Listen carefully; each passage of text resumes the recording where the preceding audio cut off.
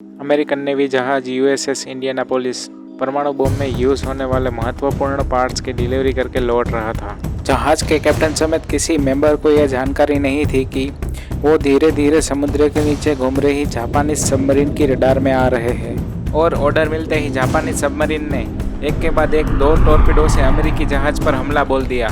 कम नसीब से जहाज पर सवार 1196 क्रू के लिए यह तो बस एक हादसों की शुरुआत थी और आगे जाके उनका सामना इससे भी बड़े खतरे के साथ समुद्र में होने वाला था।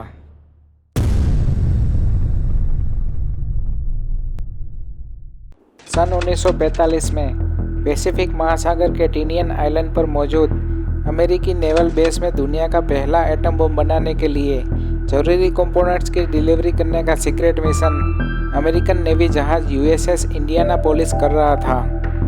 इस परमाणु बम का प्रयोग जापान के ऊपर किया जाने वाला था।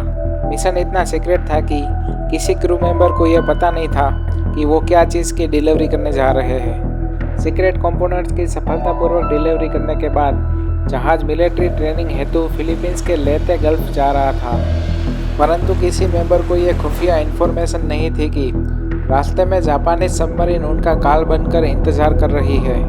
30 जुलाई 1945 की रात 12:15 पर जब जहाज कोई बिना अतिरिक्त सिक्योरिटी के आगे बढ़ रहा था, तभी रास्ते में ताक लगा के बैठी जापानी सबमरीन ने टॉर्पीडो से जहाज के ऊपर हमला कर दिया, जो जहाज के स्टारबोर्ड बोव पर जाके लगा, जिसके चलते जहाज का बोव 65 मीटर ऊपर पानी में उठ गया। इसके तुरंत बाद एक और टॉर्पीडो जहाज के ऊपर दागा गया, जो जहाज के बीचों बीच लगे फ्यूल टैंक में जाके लगा, जिसके चलते 3500 गैलन्स एविएशन फ्यूल से भरे टैंक में आग लग गई और धमाकों का चैन रिएक्शन शुरू हो गया। आग की लपटें कई फीट तक हवा में ऊंची उठ रही थी और देखते देखते इंडियानापोलिस 2 भागों में स्प्लिट हो गई। जहाज पर सवार लोगों में जान बचाने के लिए भगदड़ मच गई। जहाज में तेजी से पानी भरने लगा था। कैप्टन ने जल्द से जल्द जहाज को खाली करने का आदेश दिया, इससे पहले कि लोग अपनी जान बचाने के लिए ज़्यादा कुछ कर पाते। यह 186 मीटर लंबा विशाल जहाज 12 मिनट के अंदर अंदर समुद्र की लहरों में समा गया। 1196 में से करीब 300 लोग इस टॉर्पीडो हमले की बलि चढ़ गए और बाकी के 900 लोग समुद्र की मझधार में फंस गए। जो लोग टॉर्पीडो हमले से बच गए थे, उनकी मुश्किलें खत्म नहीं बल्कि बढ़ने वाली थी। शिप में लाइफ जैकेट्स की मात्रा बहुत ही कम थी, इसलिए जिसके हाथ में जो मलबे का टुकड़ा आ रहा था, उसके सहारे वो अपनी जान बचाने की कोशिश कर रहा था। समुद्र की लहरों के बीच बचे हुए सैनिक एक दूसरे का सहारा बनकर छोटे छोटे ग्रुप में बंट गए। अब उनको इंतज़ार था तो बस रेस्क्यू टीम का, जो आए और उनकी जान बचाने में मदद करे। परंतु उनकी यह उम्मीद बहुत ही जल्द टूटने वाली थी, क्योंकि रेस्क्यू टीम तब आती जब उन तक हादसे की खबर पहुंची हो। डूबने से पहले 3 बार मदद के लिए कॉल किया गया था। पहले केस में ऑथोराइज व्यक्ति ने दारू पी रखी थी। दूसरे केस में ऑफिसर इंचार्ज कार्ड्स की गेम खेल रहे थे और उन्होंने आदेश दिया था कि उनको डिस्टर्ब ना किया जाए। तीसरे केस में ऑफिसर तक इन्फॉर्मेशन पहुंच तो गई, लेकिन बाद में यह मानकर इग्नोर कर दिया गया कि यह कोई जापान की झूठी साजिश होगी। समुद्र के बीच फंसे सैनिकों के लिए हालत बद से बदतर हो रहे थे। रात में कड़ाके की ठंड और दिन में सूरज की भयानक धूप उनकी हालत खराब कर रही थी। ऊपर से खाने पीने का जो भी सामान था, वो जहाज के साथ पानी में डूब गया। खाने पीने की कमी के कारण रोज कई सारे लोग अपनी जान गंवा रहे थे। मजबूरी में जो लोग समुद्र का खारा पानी पी रहे थे, उनके ब्लड में सोडियम की मात्रा बढ़ने के कारण उनकी मौत हो रही थी। इन हालतों के कारण वो मानसिक रूप से टूटते जा रहे थे।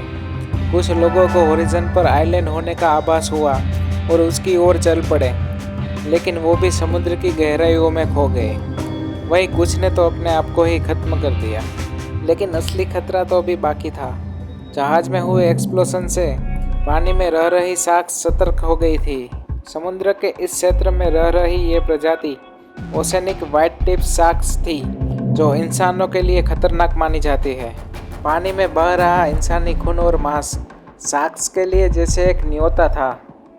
पहली रात शार्क्स ने पानी में तैर रही मृत बॉडीज को अपना शिकार बनाया, जो उनके लिए एक आसान शिकार थे।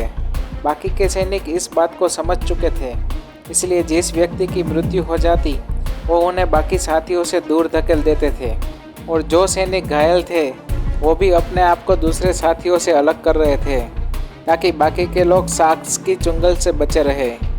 परंतु जिंदा सैनिक भी ज़्यादा देर तक शार्क्स की चुंगल से नहीं बच सकते थे क्योंकि यह शार्क्स अपनी लेटरल लाइन सिस्टम के द्वारा पानी में हो रही मूवमेंट को कई मीटर दूर से भी पहचान सकती थी और जिसका डर था वही हुआ। बड़ी मात्रा में शार्क्स पानी में तैर रहे जिंदा सैनिकों के पास पहुंच गई और उनके आसपास चक्कर काटने लगी। अब की बार सैनिकों को बचने का कोई रास्ता नजर नहीं आ रहा था। शार्क्स की तादाद और ताकत के सामने वो चाहकर भी कुछ नहीं कर पा रहे थे। देखते देखते शार्क्स ने सैनिकों के ग्रुप पर हमला बोल दिया और एक के बाद एक सैनिक को अपना शिकार बनाती गई और ऐसे ही 3 दिनों तक ये सिलसिला चलता रहा। नर्क के समान 3 दिन गुजारने के बाद चौथा दिन उनके लिए आशा की किरण लेके आया। सुबह 11 बजे ऊपर से गुजर रहे नेवी प्लेन के पायलट की नज़र उन पर पड़ गई और उन्हें देख के ही वो समझ गए कि उनके साथ कोई बड़ी दुर्घटना हुई है और तुरंत ही मदद के लिए रेडियो कर दिया। थोड़े ही समय में लेफ्टिनेंट एड्रियन मार्क्स अपने प्लेन में घटनास्थल तक पहुंच गए और राहत सामग्री गिराने लगे।